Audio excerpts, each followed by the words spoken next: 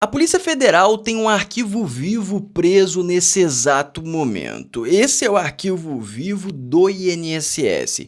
Esse indivíduo transacionou mais de R$ 1 bilhão desviados dos idosos brasileiros.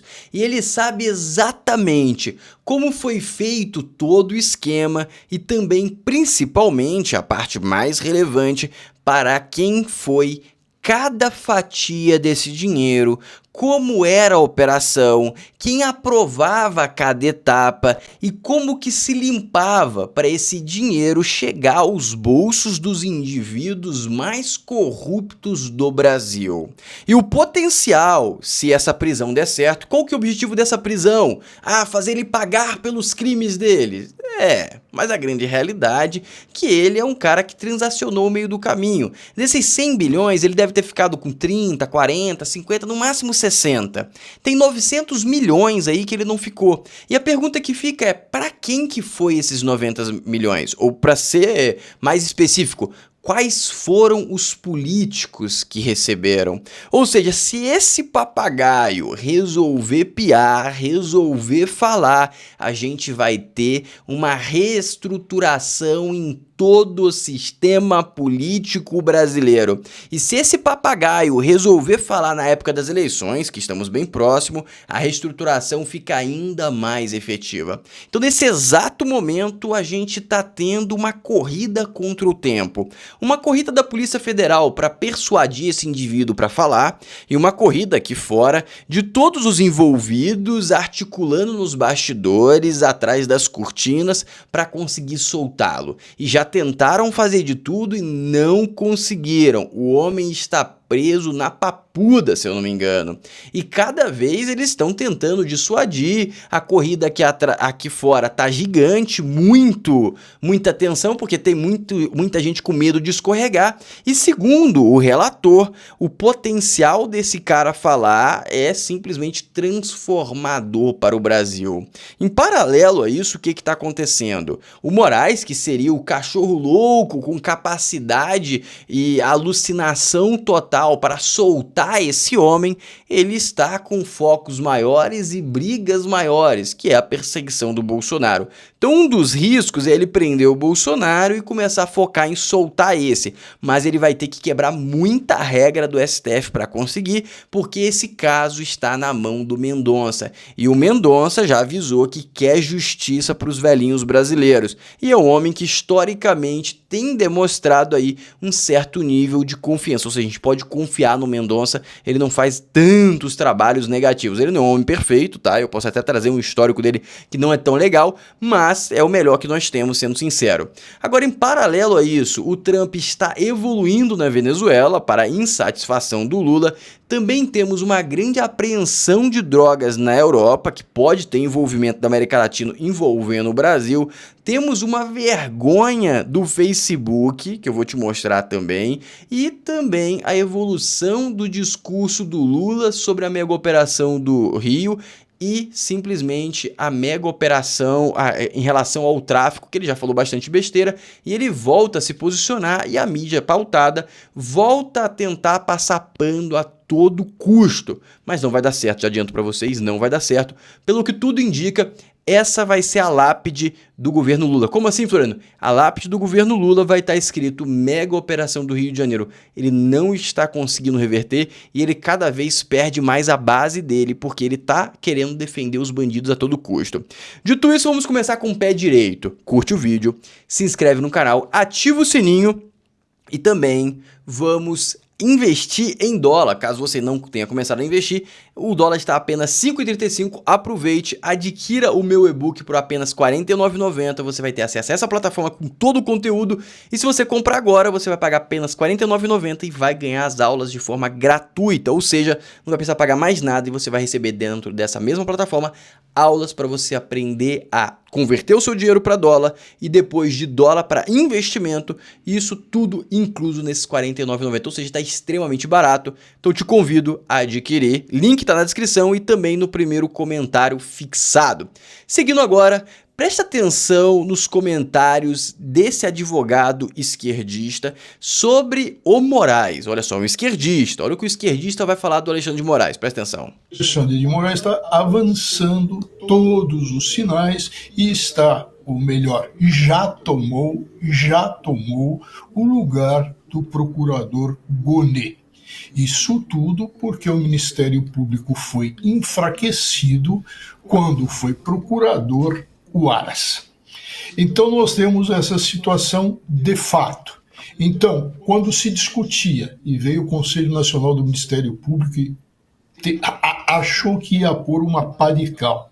Quando se discutiu o problema da competência, se federal ou se estadual, e o Conselho Nacional do Ministério Público entendeu que a competência era do Ministério Público Estadual e, portanto, da Polícia Judiciária Estadual, que o Ministério Público tem o poder correcional. Quando se decidiu assim, o que fez o Moraes? Entrou em cena, determinou a instauração de inquérito pela Polícia Federal, ou seja, federalizou a questão.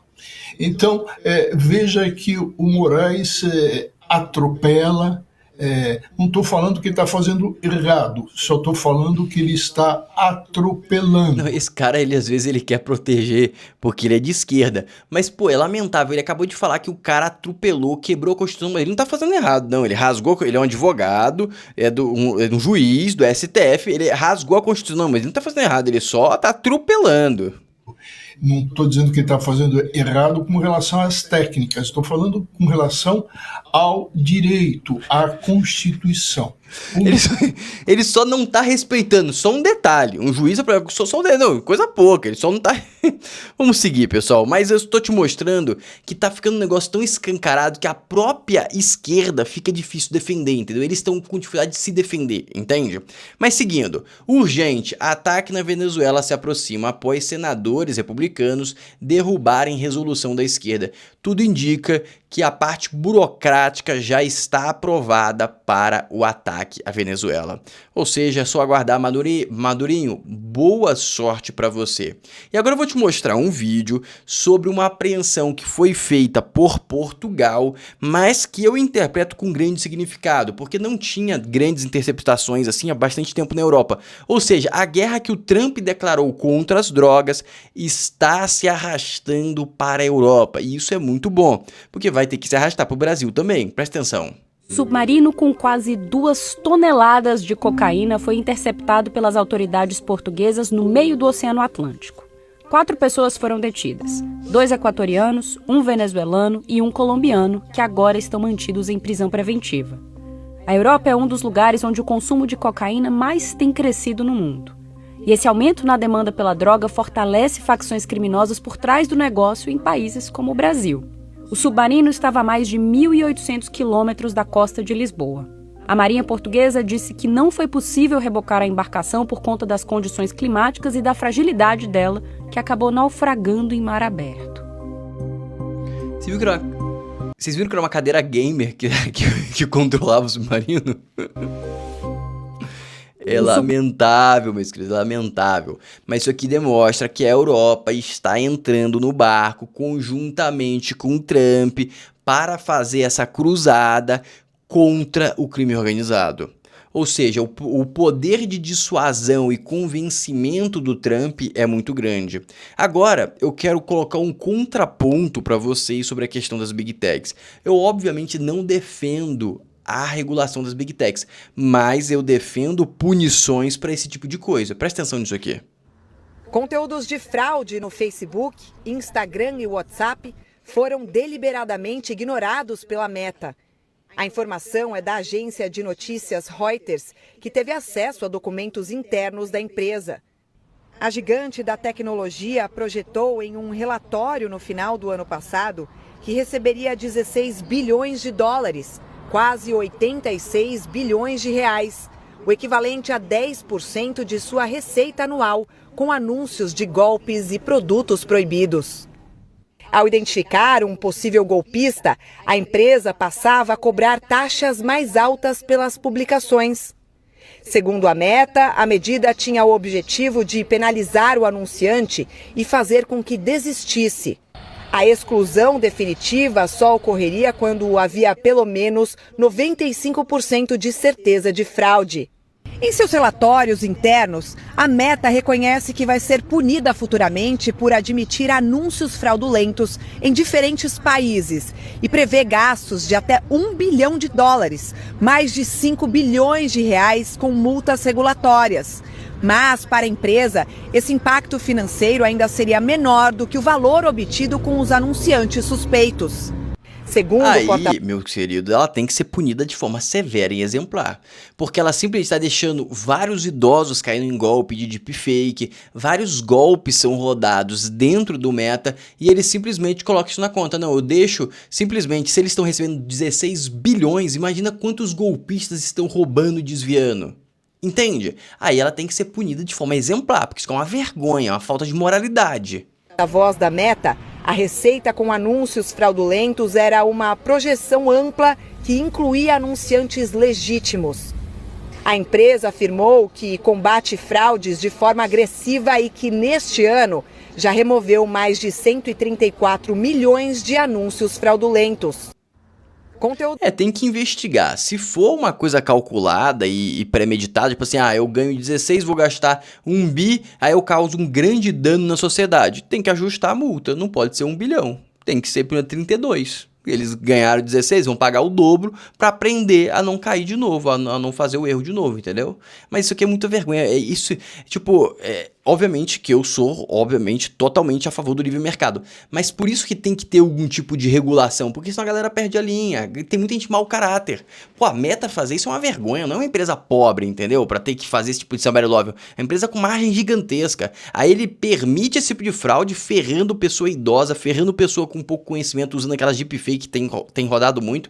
Ou seja, é uma vergonha gigantesca. Mas vamos dar sequência, presta atenção nisso aqui agora, já em relação ao Lula e à criminalidade. Todo cálculo na discussão de segurança pública é exclusivamente aqui político-eleitoral, Alessandro. Você é político experiente, você sabe disso.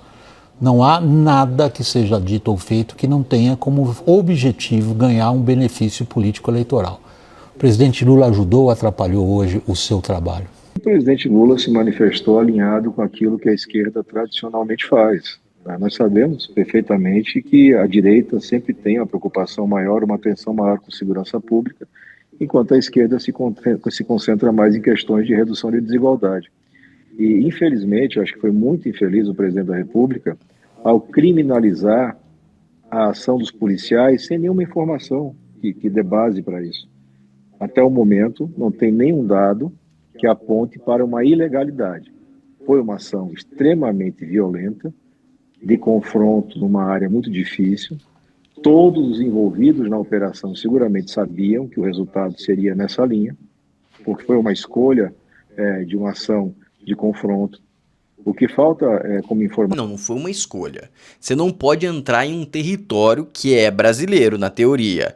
Isso não é uma escolha. É tipo alguém invadir tua casa, aí você quer falar, pô, sai daí, o cara não quer sair, e você vai ter que ir pra vias de fato pra tirar o cara da tua casa. Ah, não, mas você escolheu o confronto, você poderia abandonar a tua casa. Então beleza, se você é adepto a esse tipo de pensamento, me fale onde é o endereço. Vamos lá, a gente pega e entra na casa dele, não vai querer entrar em conflito, a gente tomou uma casa. Pô, é bizarro isso aqui, né? É bizarro, esse tipo de discurso é bizarro. A ação é que o governo do Rio de Janeiro e os técnicos das secretarias nos informem qual é o passo seguinte, porque o confronto em si não pode ser o objetivo da ação.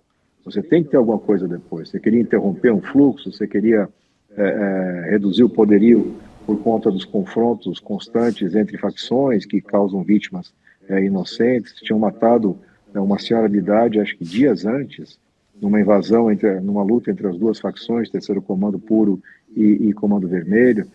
O que eles queriam fazer ali? E essa pergunta técnica faz sentido. Agora, criminalizar antecipadamente a polícia é tão equivocado quanto assinalar que qualquer um que está lá na comunidade é criminoso. Então, acho que o presidente Lula foi muito mal na sua fala, mas é, infelizmente, uma fala compatível com a visão tradicional da esquerda sobre o tema. Ou seja, eu respondo a pergunta dele qual que é o próximo passo. O próximo passo são mais de 10 operações já anunciadas pelo Cláudio Castro. Simples. E aí ele vai tirar a barricada e ele vai seguir esse ganho populacional, de popularidade, que eu acho adequadíssimo, e ele tem que manter isso até o início do ano que vem, porque vai ser quando ele for julgado no TSE. Se ele chega no final do ano que vem, no início do ano que vem, sem popularidade, ele vai ser cassado. Pode anotar aí. Se ele chegar sem popularidade, ele vai ser cassado, sem dúvida. Se ele chegar com popularidade, talvez não seja cassado. E aí vem agora a ilusão, tá? Para aliados, Lula mudou o tom sobre a operação no RJ por ter informações. Auxiliados e aliados do Lula avaliam que o presidente da República mudou o tom em relação à mega operação policial que deixou mais de 100 falecidos no Rio de Janeiro por ter novas informações sobre o ocorrido. A mudança de tom ocorreu em entrevista a jornalistas estrangeiros na terça-feira em Belém. A grande realidade, amigo, é que não tem novos dados. Não tem novos dados, porque nessa entrevista que eu acabei de mostrar para vocês aqui, do WW, é um cara que é alinhado com o Lula, próximo do Lula, e ele não falou em nada de novo dado e só lamentou a fala pouco inteligente do presidente. Só que a grande realidade, meus queridos, que é ilusão. Isso aqui é a ilusão da esquerda. A gente tem que alimentar essa ilusão, eles têm que falar bastante, eles têm que realmente se iludirem aí para irem pro buraco cada vez mais. Agora presta atenção nessas colocações da Rede Globo. O chanceler Mauro Vieira levou um enorme puxão de orelha depois dessa declaração. Ó, ele falou essa besteira pro público nacional, não tem nada a ver com o Trump, essa primeira besteira. Agora, vamos pra segunda besteira em relação à conexão dele com o Trump, que eu já falei com vocês, tá? Eu já falei, a porta tá se fechando e o Eduardo Bolsonaro já começou a trancar ela, só falta passar a chave. Quem vai passar a chave na porta vai ser o próprio Lula, presta atenção. Dele. O presidente Lula ficou particularmente irritado e externou isso pro embaixador, justamente por isso. Ele ficou irritado? Bastante. Porque a questão é, a questão toda é se o presidente Lula, na reunião que ele teve com o Trump, ele se colocou como uma pessoa que faria uma mediação entre Estados Unidos e Venezuela, justamente a ideia era você não ter lado, certo? Se você quer ser o mediador desse processo, a ideia toda é que ele teria acesso e influência ao Maduro, coisa que desde o ano passado a gente já não acha que é tanto assim, mas enfim, é isso que ele está se apresentando. E aí o ponto seguinte era, ok, a gente vai ter essa reunião, vai ter a reunião na Colômbia nesse fim de semana, o Lula, que não iria para a reunião, mudou a agenda para ir, mas justamente para começar tem algum tipo de conversa, mas nunca a palavra solidariedade, ou seja, já se colocar como a Venezuela, como já colocando ao lado da Venezuela, né? O presidente Lula ainda não perdoa as atas não entregues do Maduro. Acho que o Maduro usou o Brasil, acho que o Maduro foi, e depois, enfim, ele até hoje não foi perdoado. Tanto a gente lembra que o Brasil fez todo o possível para que a Venezuela não entrasse nos BRICS. De fato, a Venezuela foi recusada nos BRICS justamente por um veto do Brasil. Lula. Posso achar alguma coisa nisso? Ou seja, esse aqui é o resultado da incompetência do assessor do Lula. Colocou o Mauro Vieira, um cara que é muito mais ideológico que estratégico. E vou dizer mais, eu acho que essa era a visão e a ordem do próprio Lula. Mas depois ele mudou de ideia, tinha que terceirizar a culpa. E obviamente o Mauro Vieira aceitou tomar a culpa, então ele não vai desmentir. E aí entrou com a culpa e agora está sendo cobrado ao vivo, por exemplo. Mas agora preste atenção em outro assessor. Ele escolheu uma diplomacia ideológica, extremamente ideológica, não tem racionalidade, não entende o contexto político, não entende o contexto econômico, não entende o contexto das relações que são necessárias para você evoluir para tentar uma reeleição, que é o objetivo do Lula. Não entende isso. E aí vem esse tipo de colocação aqui, ó. Lula citou recentemente, em tom crítico, frases sobre uma suposta interferência dos Estados Unidos na Venezuela. Nós temos que defender a América do Sul, gente. Nós vivemos aqui. O Brasil tem fronteiras com 10 países da América do Sul. Quer dizer, é diferente. Nós não estamos discutindo uma coisa distante que você pode discutir por razões humanitárias ou políticas ou geopolíticas. Nós estamos discutindo uma coisa que é na nossa fronteira. Praticamente. Então é isso. Presidente Lula. Beleza, na nossa fronteira, mas tem que discutir quem tá ameaçando e o motivo da ameaça. O motivo da ameaça é porque é uma ditadura, um narco-estado. Segundo, quem está ameaçando é o indivíduo mais forte do planeta, que por acaso está sancionando o Brasil e o Brasil está querendo reverter as sanções. Tudo isso tem que ser calculado, você não concorda?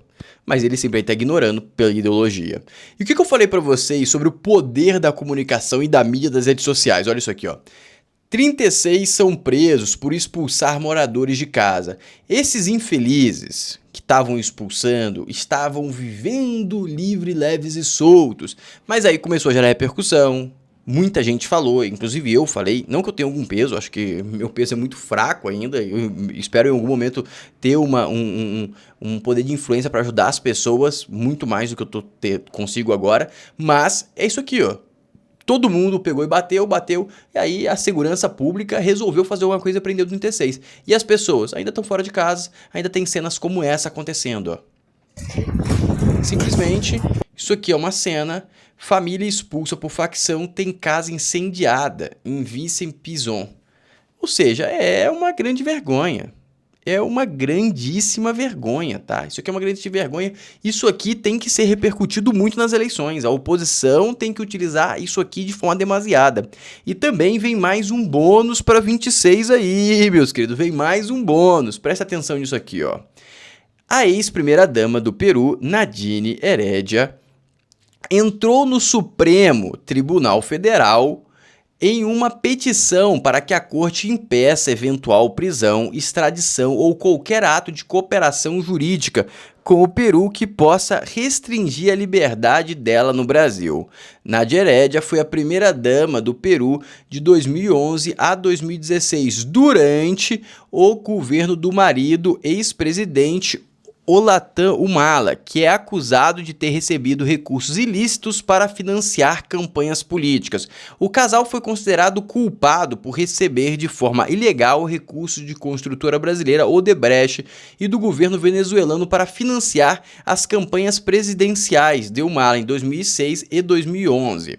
A estratégia de defesa de Nadine Heredia é se valer da decisão já preferida pelo STF na Operação Lava Jato, que declara nulidade às provas do Odebrecht. O pedido endereçado ao ex-ministro... Adivinha? Endereçada ao ministro, não ao ex-ministro. Ao ministro. Adivinha quem que é? É o pai do teu pai, amigo do seu filho, entendeu? Eu tô brincando. Dias Toffoli busca a extensão dos efeitos das decisões que declaram a impressibilidade de todos os elementos das provas obtidas a partir do acordo de leniência. Amigo, a grande verdade é o seguinte, essa mulher deve ter o Lula na mão. E provavelmente, com o amigo do teu pai, filho do teu filho, o que deve acontecer? Esse indivíduo deve conceder. Mas isso aqui vai bater com certeza no governo Lula. Isso aqui vai bater no governo Lula de forma demasiada. Mas temos um personagem no Brasil que é tudo ou nada pro Lula se reeleger. Porque se o Lula perde, ela vai de arrasta. Você acha que o próximo presidente vai querer ter uma corrupta sendo refugiada no Brasil? Eu acho que não. Eu acho que, na minha humilde opinião, não. Agora, vamos prestar atenção nas questões da CPI do INSS. E em seguida, a gente já vai para o homem que está preso, o arquivo vivo. Presta atenção. Palavra do depoente. Eu discordo frontalmente do que o senhor está dizendo. Primeiro, porque o senhor repete, de maneira contumaz, uma narrativa que foi criada para tentar estabelecer uma responsabilização ao único governo na história do Brasil que combateu fraudes no INSS. Ponto. Isso é fato. O senhor apresenta ali gráficos. Olha, eu estou aqui há muitos anos. Gráficos sem número é coisa de marqueteiro. Talvez tenha sido Sidônio que tenha preparado o gráfico. Se eu quiser, eu apresento os números. Entendeu? De cada entidade. Se eu quero, eu leio. Deputado Rogério, por gentileza. Deputado Rogério, não cabe. O pau quebrou e a grande realidade, o que ele falou aqui é verdade. O Bolsonaro não teve nada envolvido até agora. O irmão dele não apareceu, a Michelle não apareceu ninguém do Bolsonaro até agora. Chamaram o Onyx não ficou caladinho, como todos os outros relacionados ao Lula. Beleza. Agora, presta atenção no que ele vai falar aqui, ó. Presta atenção. Calma aí. Deixa eu até reiniciar aqui que ficou mudo. Calma aí. Ó, presta atenção no que ele vai falar. Se o careca do INSS delatasse, colaborasse, a República cairia. Ouça o que eu estou lhe dizendo. A República cairia. Ele não falou nada lá. Não, cada um faça a sua interpretação, mas a República cairia. A República do PT. Olha, eu acho... toda a República de trás também. Eu acho que não sobraria pedra sobre pedra. Ouça o que eu estou lhe dizendo. Se o Careca quisesse prestar um serviço ao Brasil, a República cairia. Quanto o Careca ficou para ele?